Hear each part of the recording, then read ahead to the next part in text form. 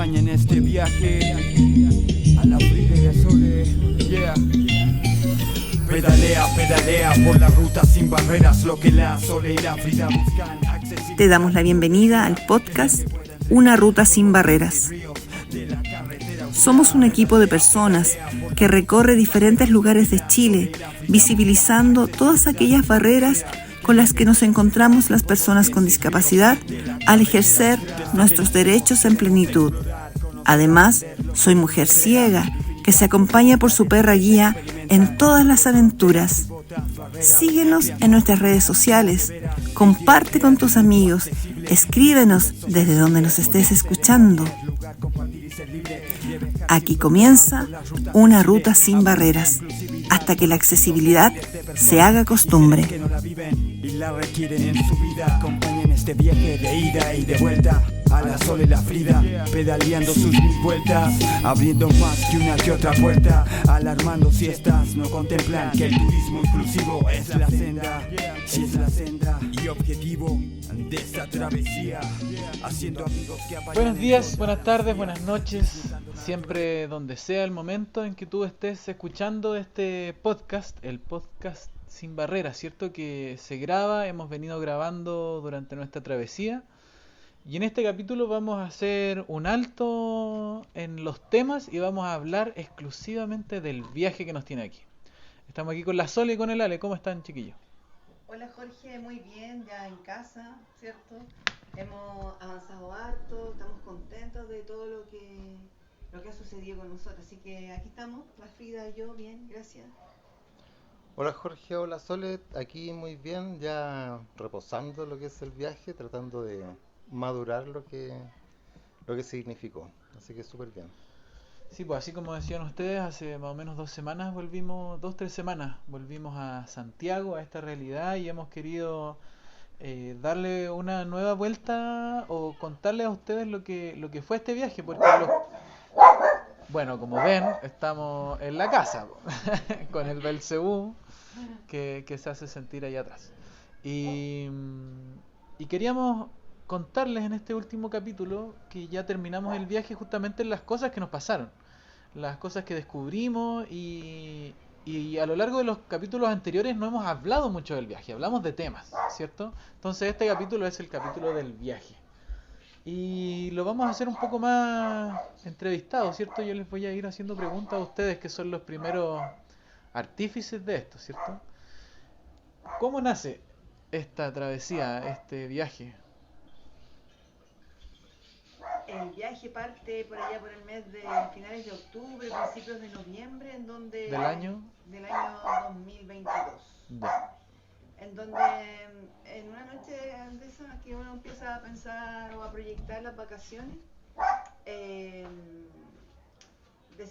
como que conversamos con él de que a dónde íbamos a ir, y salió la carretera austral, salieron otras rutas, y la primera conversación dijo, ya, veamos cuántos kilómetros son, como que estudiemos un poquito de esto que se nos estaba comenzando a dar vuelta en la cabeza. ¿Y siempre lo pensaron en bicicleta? Siempre lo pensamos en bicicleta. Porque entiendo que la bicicleta apareció primero. Sí. ¿Cómo aparece esa bicicleta? No, pues la bicicleta aparece el año enero del 2022, en donde nos acercamos a una actividad que se hace todos los domingos en Pocuro, en el Metro Bilbao, en donde ahí hay una empresa que facilita las bicicletas adaptadas, en este caso una bicicleta tándem, y nosotros empezamos a tomar horitas ahí. Y resultó que empezamos a pedalear con el Ale. Al principio hicimos las rutas cortitas y luego ya fuimos varias veces y quedamos como enganchados ahí con la bicicleta. Subimos el Cerro San Cristóbal. Claro, entonces, claro, ahí parten como la idea de andar en bici y hacer algo. En ese momento la Sole todavía no estaba con la Frida, no estaban juntas, así que éramos los dos y andábamos súper bien y bien entusiasmados con la idea, hasta que de repente aparece la Frida en la vida de la Sole y todo. claro, y ahí como que le dimos una vuelta, dejamos de andar en bici pero siempre estaba la motivación. Entonces cuando aparece la Frida y de repente aparece vuelve la idea de andar en bici y cómo vamos a llevar a la Frida, po. Y ahí está, po, en un carrito, como, como tanta gente que viaja con carritos en sus bicis. Así que contactamos a Monster Bike para que nos hiciera el fabricar el carrito de la Frida. Ya, pero antes de irnos a esas especificaciones técnicas quizás, ¿por qué? ¿Dónde, dónde está la necesidad de hacer esto? Mira, yo creo que algo que nosotros pudimos haberlo hecho solo. Si unas vacaciones, ¿cierto? Vámonos para allá. Pero la motivación fue cuando el Ale es ciclo viajero. Y cuando el año pasado hablábamos de esto, o el antepasado, cuando recién comenzaban las primeras conversaciones, a mí me llamó la atención. Al principio dije, no, tú estás loco, yo no. Nunca he sido ciclista y tampoco esta iba a ser la oportunidad. Y no porque no me guste, sino que encontraba que era una paja andar tan lento, tan lento, pudiendo andar más rápido. Y esa misma idea fue la que me volvió a situar. Andar lento en lo que se refiere a una escala humana. Entonces significaba poner mucho más atención, como soltar en realidad este prototipo o estereotipo de vacaciones. Entonces así partió, así como... Y donde enganchamos con la bici era que iba a ser una experiencia distinta.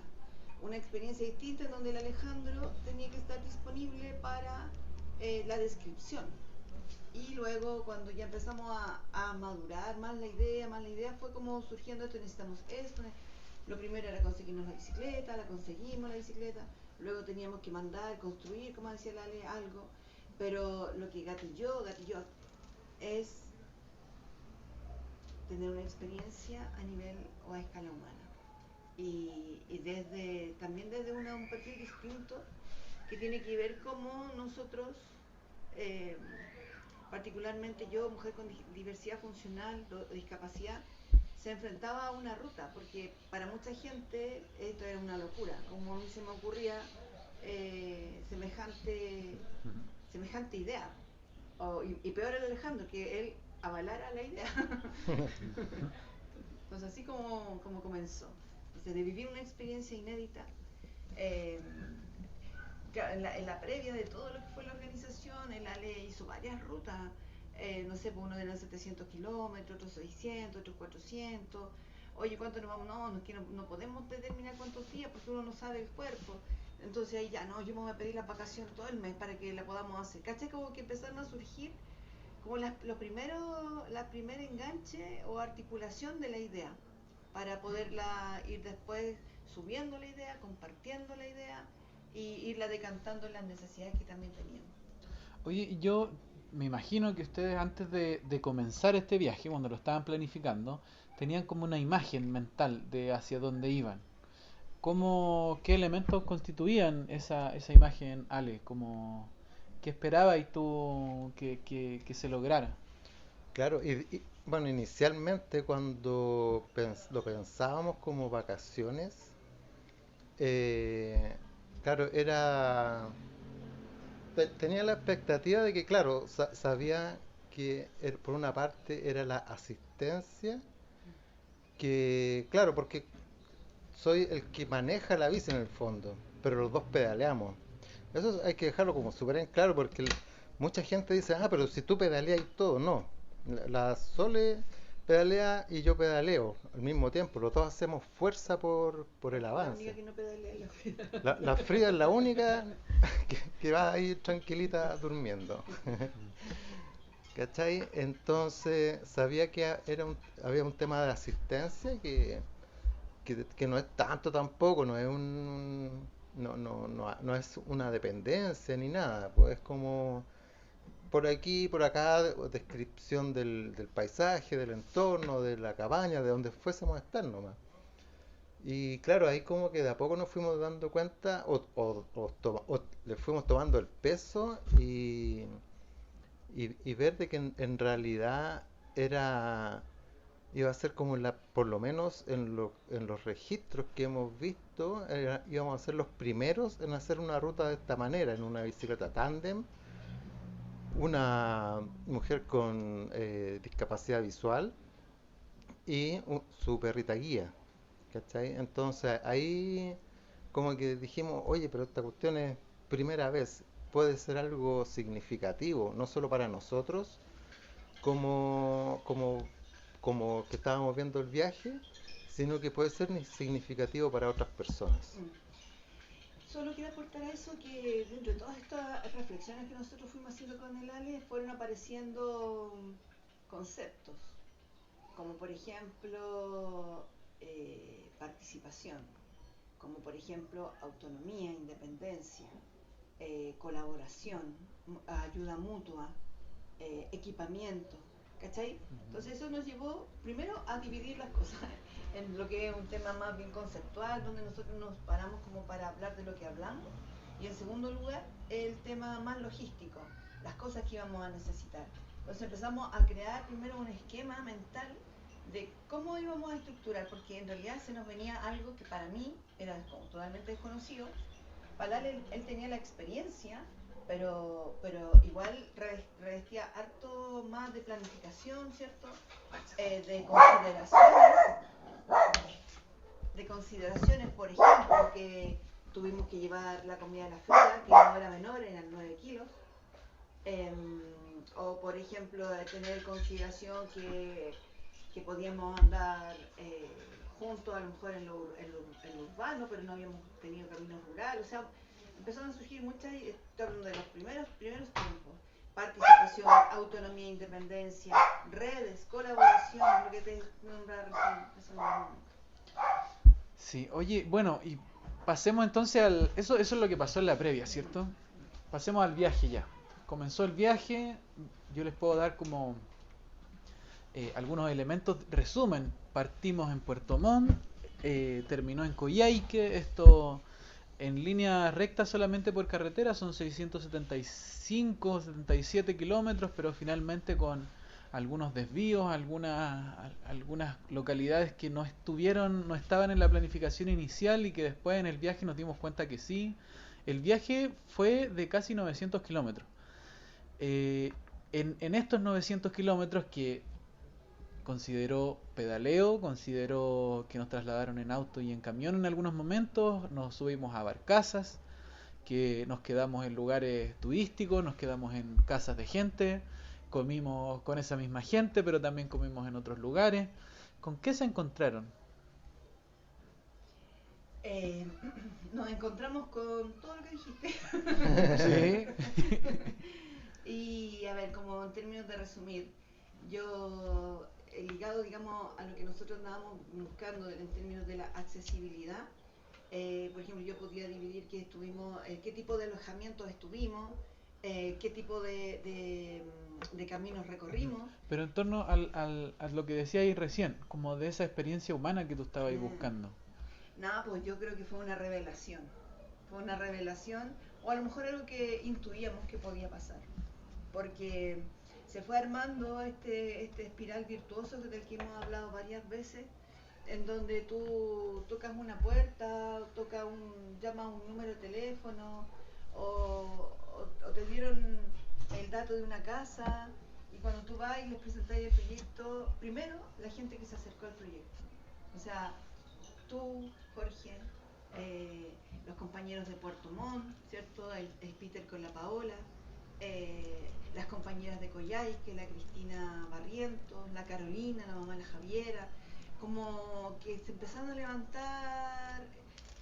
Yo lo he graficado estos últimos tiempos como un aleteo de mariposa, que esto fue gestándose del principio en una oruga, luego sale, abre su aleteo, comienza esta como espiral, ¿cierto? Y aleteo virtuoso que nos lleva a terminar con tantas historias, Jorge, con tanta exclusión social, con tanto abandono, con tanta soledad, con lucha también entre medio, con un abandono del Estado a estas personas.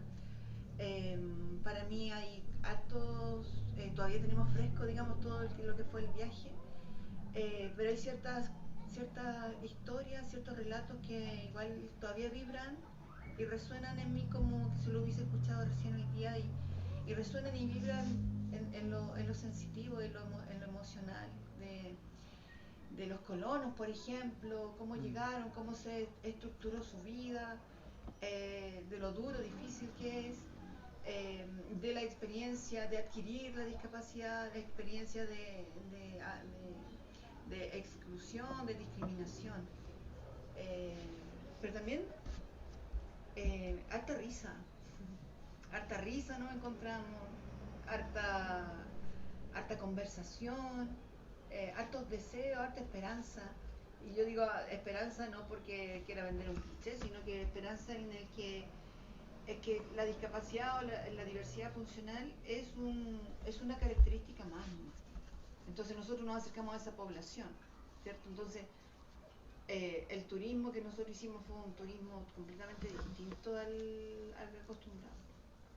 Sí, quería aportar que el hecho de que el lado humano en este turismo, igual de todo lo que nombró la Sole, creo que también nos encontramos con harta bondad de parte de muchas personas, así como de las mismas personas con las que nos juntamos, en términos de que son personas que tienen alguna discapacidad. eh, eh, Muchas de ellas como que hablan, así lo sentí yo al menos, desde la bondad. Ellos actúan desde la bondad hacia las personas, hacia su entorno. Eso quería recalcar. Bien, ¿y qué sorpresas encontraron en el camino? Algo que no haya estado en esta imagen inicial, porque me imagino que igual se esperaban lo que iban a encontrar, las personas con que se iban a juntar, porque ya habían ciertos contactos con muchas de ellas, pero algo que, que chuta, no esperaba encontrarme con esta situación. Yo creo que la primera situación con la que encontramos es que no estaba planificado era el equipaje que llevábamos. El peso que llevábamos era, wow, ninguna pierna lo soporta más de 4 días. Entonces tuvimos que tomar decisiones ahí, cambiar logística y empezar bueno, para que la gente que nos está escuchando, nosotros llevábamos los primeros días 80 kilos. Con Frida incluida, entonces era un bulto que no pedaleaba, entonces era harto peso y avanzábamos 5 kilómetros por hora y el cansancio igual considero yo que fue mayor. Entonces esa fue la primera decisión, encontrar camiones que pudieran adelantarnos el equipamiento. Y si tú piensas, o sea, si nosotros cuando lo conversábamos no llevábamos nada de más, la comida de la Frida, o sea, todo estaba. Eso yo creo que fue la primera cosa que tuvimos que modificar, la logística del ¿Y esto viaje. fue al cuarto día, si no me equivoco? Claro. Más o menos, sí, tercer o cuarto día.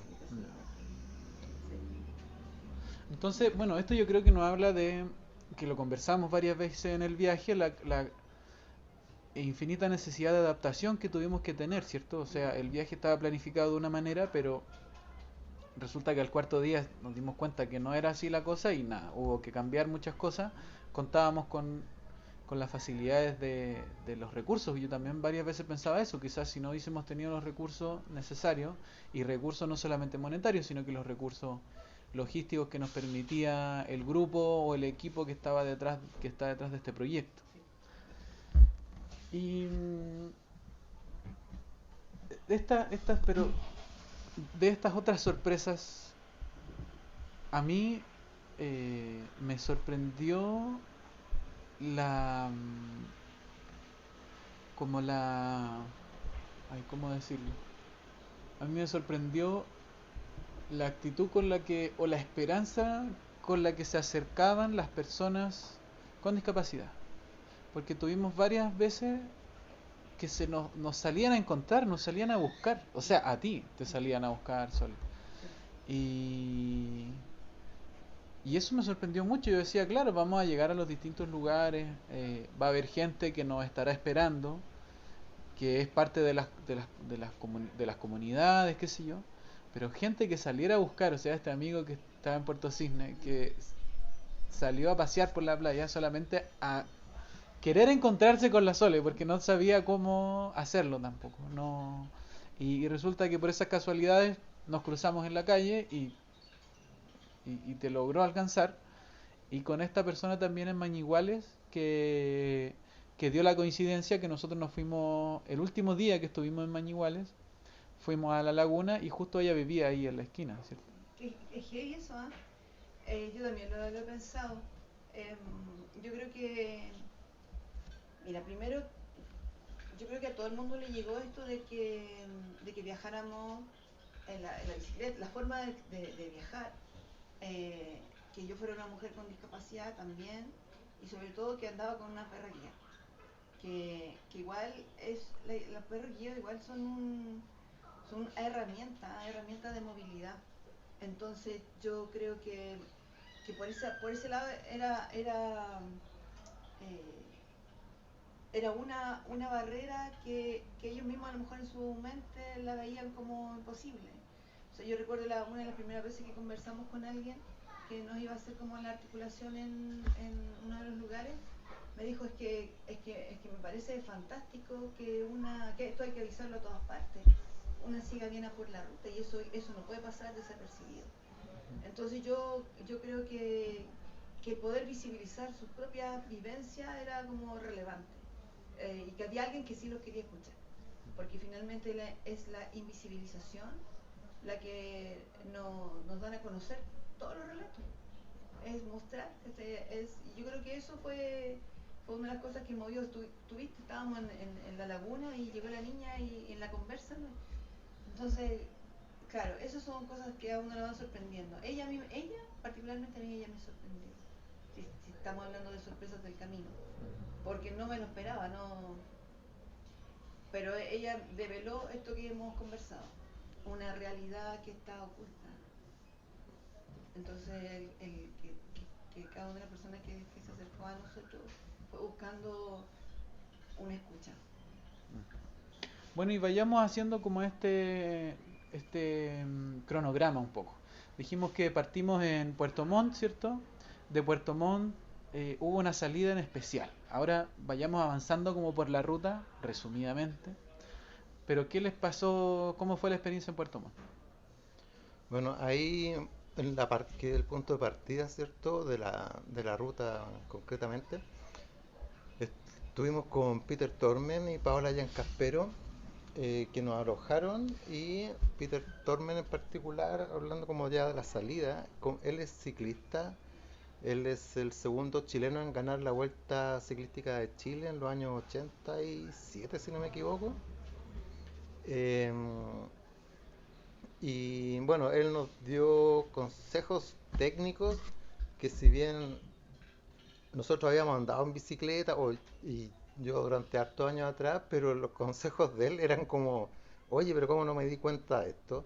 Entonces fue súper importante ese apoyo. Y bueno, Paola Giancaspero, que vio la parte de las redes locales allá, nos contactó con los lluviosos ciclistas de Puerto Montt, que es un grupo de ciclistas que les gusta salir en bicicleta y juntarse. Entonces el día de la salida, que fue el día 3 de febrero del 2023, ellos coincide con la salida de ellos a la ruta del Reloncaví. Entonces partimos juntos desde afuera de la municipalidad de Puerto Montt, y ellos eran 60 personas. Entonces salir juntos igual es un hito, porque estaban un montón de personas de hasta 40 años más o menos, creo. Nosotros tenemos 50, entonces éramos los mayores del grupo. Entonces la salida de Puerto Montt fue con ellos y fue algo súper bonito, sentir el apoyo de los cabros, así como a- al vernos, al vernos cómo íbamos, así con la tándem, bueno, en ese momento todavía íbamos full cargados, así la tándem con la alforja, el carro, la Frida. eh, Fue como súper bonito ese momento, fue súper notable la salida que desde Puerto Montt. Bueno, había entonces se auspiciaba con un buen inicio, se auspiciaba un buen camino. Después de eso pasaron 2, 3 días y llegamos a Hornopirén. Fue todo, casi todo pedaleado, menos la última parte de Contao Hornopirén. Eh, y ahí ya habíamos cambiado a esta modalidad que decía la Sola recién. Pero en Hornopirén llegamos, tuvimos un día de locos, como estuvimos casi menos de 24 horas, yo creo, en Hornopirén, pero hicimos muchas cosas. Sole, cuéntanos con qué te quedáis de Hornopirén. Ay, bueno, así como en corta, estuvimos en Hornopirén, llegamos, no sé, a la 1:30, a las 2 teníamos que estar en la plaza porque las artesanas nos iban a hacer como un reconocimiento, el reconocimiento fue regalarle un chalequito a la Frida para el invierno. Luego de ahí teníamos que subir a un espacio, ¿cierto?, de turismo trayenco, en donde ahí visitaríamos unas rutas, ¿cierto?, que nos habían hablado que había una familia que trabajaba la inclusión. Luego fuimos a la radio, teníamos la radio a las 6, no llegamos, pero nos abrieron a las 7 para nosotros hacer una de las primeras grabaciones. Y a las 8 teníamos un en vivo con República Ciclismo. Y a las 10:30 de la noche nos encontramos nuevamente con la familia a la que habíamos ido a visitar. ¿Con qué me quedo? Con la familia. Creo que conocer una familia con un síndrome genético, en donde hay 12 miembros de la familia que tienen diversidad funcional y de cómo la familia ha construido su entorno en torno a la accesibilidad, y no solo yo creo por ver a sus hermanos, sino que por las personas mayores, por las mujeres que andan con coche, por las niñeces, ¿cierto? Entonces considero yo que ellos tienen hoy día una visión eh, súper amplia de lo que es la accesibilidad a la inclusión. Y cabe mencionar que ellos también, a su vez, eh, tienen un aprendizaje histórico de familia, y hay una herencia, ¿cierto?, de los pueblos originarios súper fuerte. Entonces, que nosotros pudiéramos hacer una ruta en donde estábamos llenos de árboles nativos, ¿cierto?, en donde yo podía tocarlos, palparlos, sentir sus aromas de las plantas que había alrededor. Y cuando llegamos a la cascada Trayenco, el significado, yo creo que eso para mí es relevante, conocer a esa familia y particularmente conocer a sus matriarcas, que, que estuvieron siempre disponibles para conversar, no solo de la accesibilidad, sino que también de otras cosas, pues de cuestiones humanas y, y también de sus sentires. Muy bien. Entonces, nos fuimos de Hornopirén, nos tomamos la barcaza. ¿Y qué pasó en la barcaza antes de llegar a Caleta Gonzalo? Eh, el día anterior que habíamos hablado con la mamá, nosotros habíamos estado en la radio de Hornopirén y dijimos porque no íbamos el día siguiente a la barcaza, y llegó una llamada telefónica. Él había sido un marino mercante que nos decía, oye, buena onda, todo bonito lo que van a hacer, pero no nos van a dejar subir a la barcaza. ¿Por qué no se van temprano a ver el tema? Ya, pues llegamos súper ahí temprano, con nuestro carro, nuestras bicis, ¿cierto? La Frida, todos nosotros 5. Y lo primero que nos fue súper bien, nos revisaron los documentos, qué sé yo, y dentro de eso ya fuimos listos como para subir. Y empezó a llegar mucha gente del barco a presentarse. Soy ¿cómo se llama? Sobrecargo. La sobrecargo, yo voy a estar a cargo de ustedes, cualquier cosa. Me dijo, vamos a subir, yo te voy a mostrar el barco completo. Después aparece otro que es el encargado de embarcar, el chiquillo, no sé, la bicicleta la vamos a ver dónde la vamos a subir. O sea, pasaron otras cosas como de atención. Y paralelo a eso, bueno, empezó mucha gente empezó a preguntar, a querer conocer lo que nosotros estábamos haciendo. Entonces, subiendo ya la barcaza a mí me la mostraron completamente. Y pude como experimentar todos los espacios. Entonces para mí creo que fue un buen ejercicio la barquilla y subir una barcaza tan grande. Fue súper bacán. Y ahí arriba de la barcaza conocí a varias gente que se acercó a conversar. Por ahí tenemos algunas grabaciones que tuvimos con las chiquillas, con las jóvenes y los jóvenes que conversaban con nosotros. Después, cuando vamos en la barca, vamos por el fiordo, ¿cierto? Fiordo que a mí lo único en ese momento me decían, los cerros tan lejos, los cerros tan cerca y tan llenos de árboles. árboles, muchos árboles. Y cuando primero llegamos antes de llegar a Caleta Gonzalo, llegamos como una isla en donde tenemos que bajar, subirnos a un bus y partir a la otra punta de esa isla en donde hay un guardaparque, qué sé yo, y de ahí la última barcaza que es distinta a la anterior, y llegando al parque ahí Pumalín con su Caleta Gonzalo fue bacán, o sea, ya estábamos, antes estábamos, pero ahí era como, aquí sí que estamos. Ya cruzamos la barcaza. Ya cruzamos la barcaza. Bueno, y ahí a Caleta Gonzalo nos fueron a buscar, ¿cierto? Nos fue a buscar Tamara y Tomás de Chaitén. Y nos trasladaron hasta Chaitén. Y ahí estuvimos un par de días. Y en Chaitén pasó algo interesante en torno a esto del viaje respecto a las experiencias humanas, ¿cierto? Ahí, gracias a este viaje o a esta iniciativa, se logró juntar un grupo de gente. ¿Qué pasó con ese grupo de gente? Sí, bueno, ahí nuestro faro, como tú nos nombraste, era Tamara y Tomás. Y ellos, desde las voluntades, ¿cierto? Cuando conversaban con nosotros les hablábamos de estos elementos que al principio hablábamos: participación, redes, ¿cierto? Sí. Colaboración, ayuda mutua. Y nada, pues empezó a pasar la voz, nos pidieron ahí nuestras referencias para emitirlas por las radios, los diarios. Eso fue como la difusión que tuvimos en Chaitén. Y llegó tanto esta difusión que a la plaza llegaron alrededor de 15 personas, madres particularmente de niños con TEA. Llegaron los equipos municipales de programas de política pública, llegaron el municipio de Chaitén, llegaron representantes de salud, llegaron representantes de educación.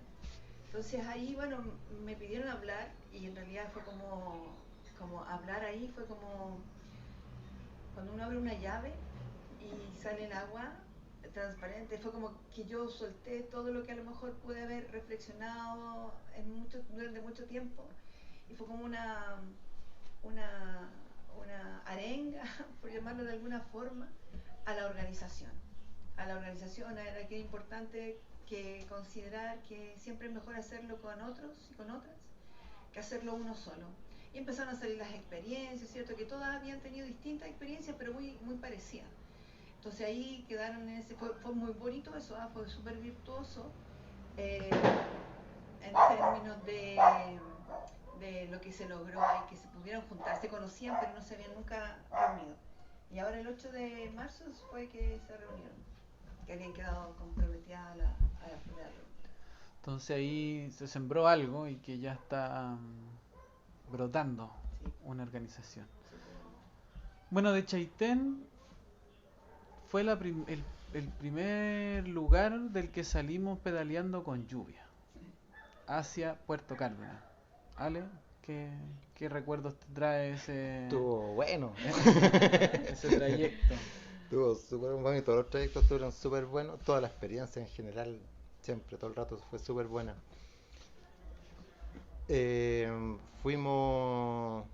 Salimos en la mañana, ni tan temprano, tipo 10, 11 yo creo. estaba lloviendo, quizás no a cántaro, pero era bastante mojada la lluvia, era como bastante densa. Y hacía frío. Eso duró más que nada en la mañana, un poquito pasado el mediodía, y de ahí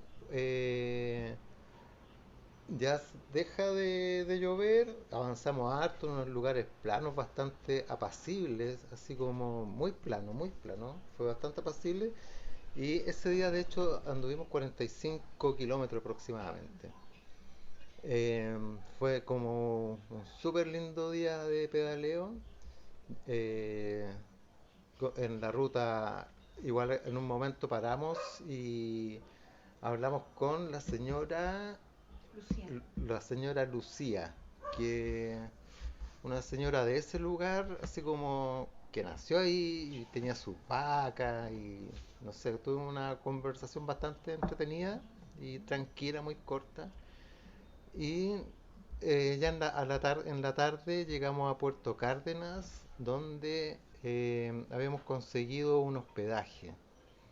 Ahí estaba la señora Luzmira con su hija Mónica, y nos atendieron súper bien. Veníamos con mucha hambre y nos dieron una once gigante, muy rico, así como con queso artesanal, huevitos de campo, así, pan amasado.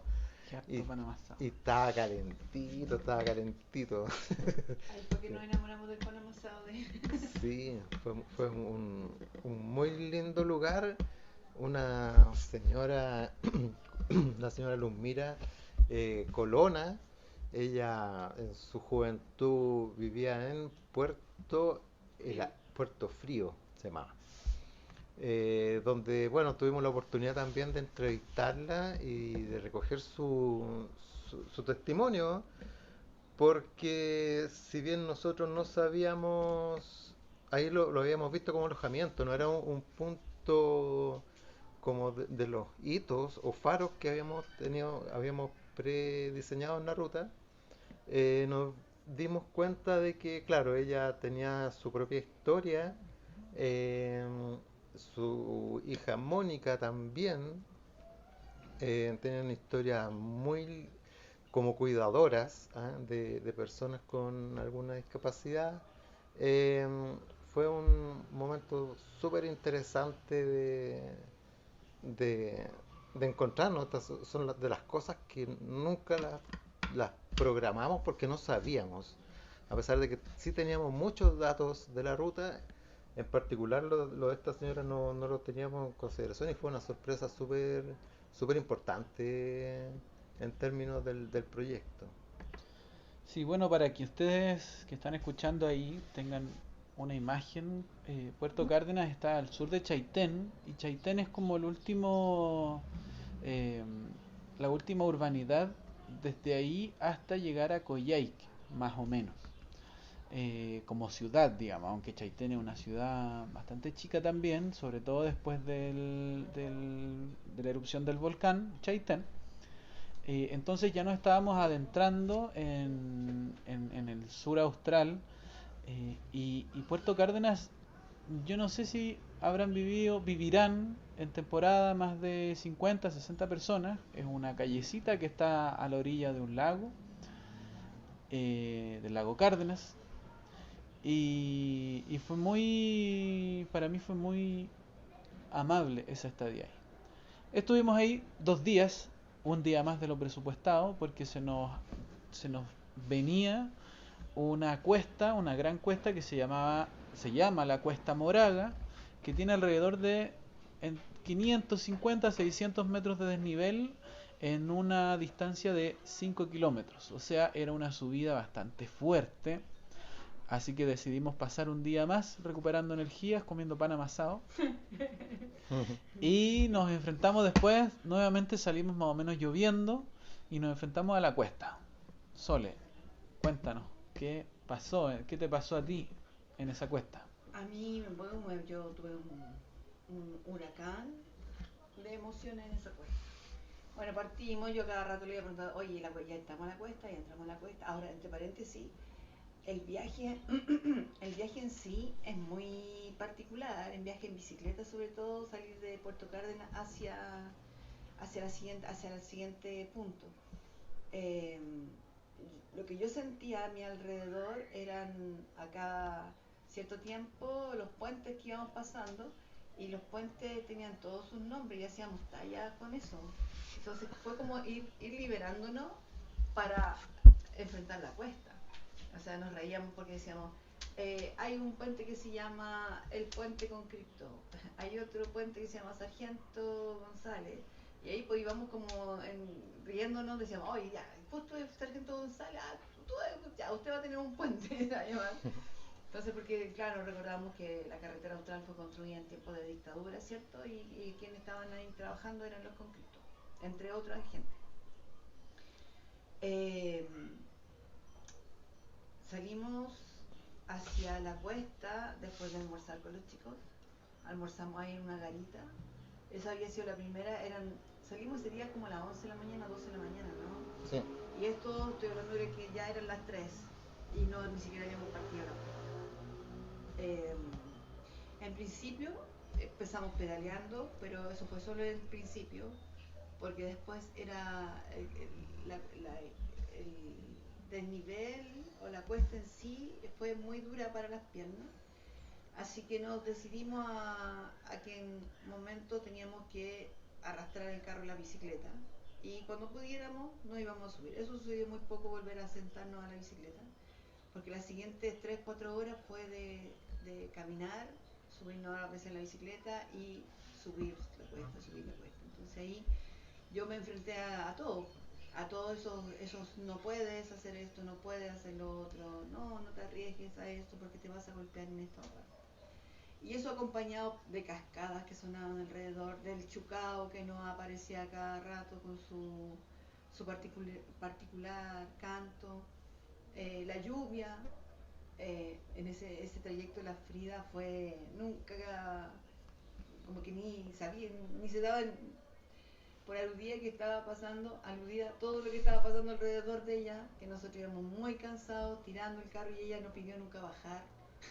Además que estaba lloviendo fuerte y nos empezamos a sacar la ropa y el Jorge nos miraba o nos decía, hoy ustedes están locos, está lloviendo súper fuerte y van en pura polera, pero nosotros igual íbamos con mucho calor. Ahora, sí es importante decir que cada momento que uno para, estando en bicicleta cuando viene muy acalorado, nada, en 2 minutos te enfriaste súper rápido. Entonces se vivieron muchas sensaciones en esa cuesta, desde que las nalcas eran como de no sé, 2 o 3 metros las hojas, hasta las cascadas que les decía yo que sonaban, los autos, la lluvia, la música que empezamos a escuchar en ese momento, hasta que llegamos a la cima. Y eso fue muy liberador, porque cuando en la vida a uno le dicen muchas veces no puedes, siempre dudas de si puedes o no puedes. Siempre está la duda. Y en esta oportunidad nunca hubo duda. Yo nunca dudé, nunca claudiqué, nunca dije, chiquillo, hasta aquí nomás, porque fue desafiante. Corporalmente fue desafiante en lo mental, y yo creo que aquí lo que a mí me movió fue lo espiritual, porque ahí estuvo mi fuerza, hubo momentos que yo no sentía el cuerpo con Jorge, no sentía el cuerpo y sentía que había que caminar, y pensé en algún momento que con el Ale me iba a cansar de hablar.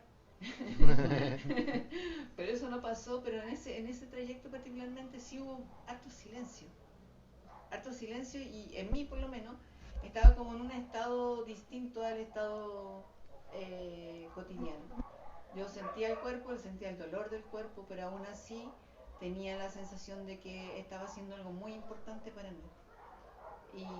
Y así fue en el lugar que más me emocioné, y no porque tampoco la supercuesta, no, sino que uno está rodeado de cuestionamientos, de juicios, de prejuicios, y uno se enfrenta no solo a los de uno, sino que a los del resto de la gente. Y esas voces que me hablaban de la infancia, de que no podía hacer esto, no. Por eso nunca anduve tanto en bicicleta cuando era chica, porque sabía que era un riesgo y que todo el mundo estaba encima mío. Si me subía a la bicicleta aparecían como 4 o 5 vecinos al tiro. Entonces hacer esto Para mí, independencia es un antes y un después en el ciclismo. Con esta reflexión que tuve en el sur, te dejo invitada e invitado a la segunda parte de este podcast, Una ruta sin barreras. Muchas gracias por escucharnos.